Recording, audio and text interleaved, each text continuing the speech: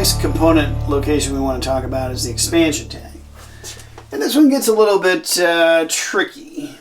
And we need to talk about, to properly locate this thing, we need to understand the point of no pressure change hydronic system concept.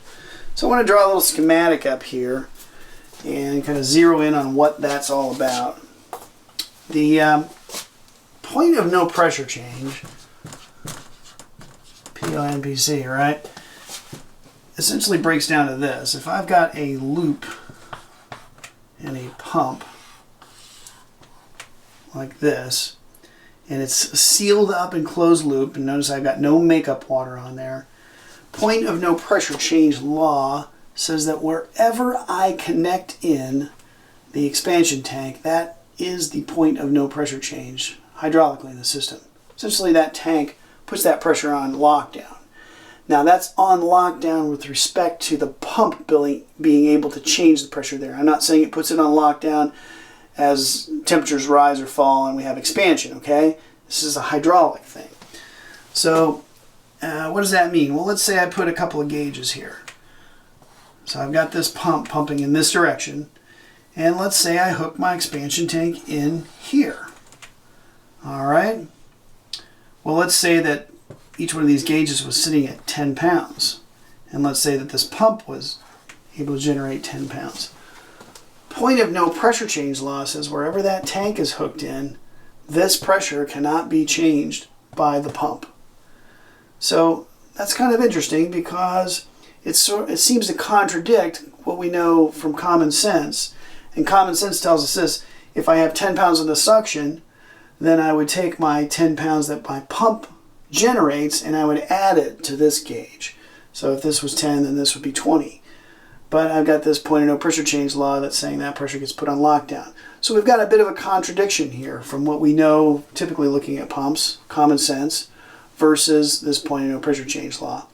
So to help you sort this out and understand how this actually plays out, we've got an actual demo that we're going to show you.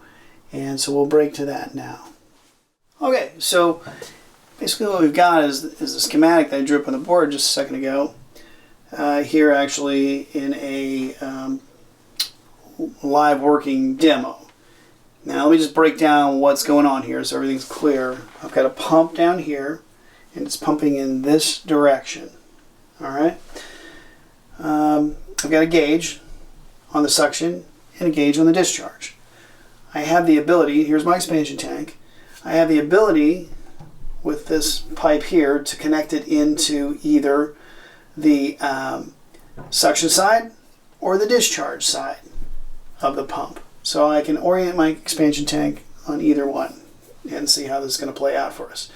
Now, I've got that ability to connect that expansion tank, suction or discharge, but then you can also see I've got a loop coming around here, and that loop is the loop that the water is flowing through. So what we're going to do is first I've got the tank, this valve shut off to the discharge, to the suction side of the pump, and open to the discharge side. So what I'm going to do is flip on this pump and we'll see what kind of reaction we get out of the gauges. Now remember, I have this contradiction here. The contradiction is, am I going to see my pump, which is capable of putting about 10 pounds of pressure out, am I going to see it add it to this gauge pressure, which is currently sitting at about 12 pounds. They're both sitting right about 12 pounds. So I'm going to see this guy jump up about 10 pounds. And because that's what normal common sense would tell us would happen.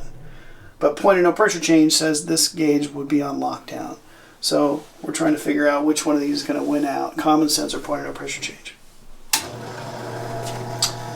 So there we are with the pump kicked on, and a somewhat surprising result that point of no pressure change law held up, but the gauge over here on the suction actually ended up pulling its suction down to go ahead and get the delta P. So running a hydronic system in this mode here doesn't bode too well for us.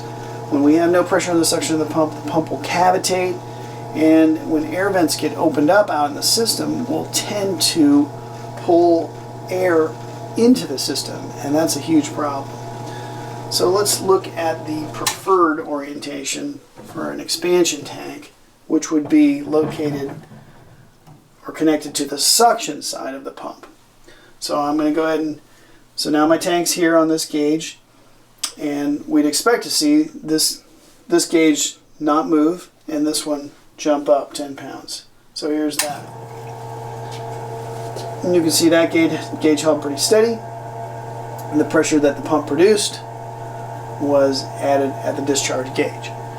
You'll also notice, depending on how well you're hearing the audio, that pump is running a little bit quieter.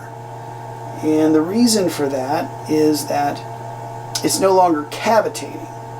When we pull the suction pressure down very low like that, the fluid as it goes to the pump will actually boil, flash to vapor, and then when those pockets collapse, that's what gives us that noise. So it wasn't cavitating in a very, very severe manner, but it was cavitating a little bit earlier. So that's why the pump's actually running quieter. So that's the point of no pressure change.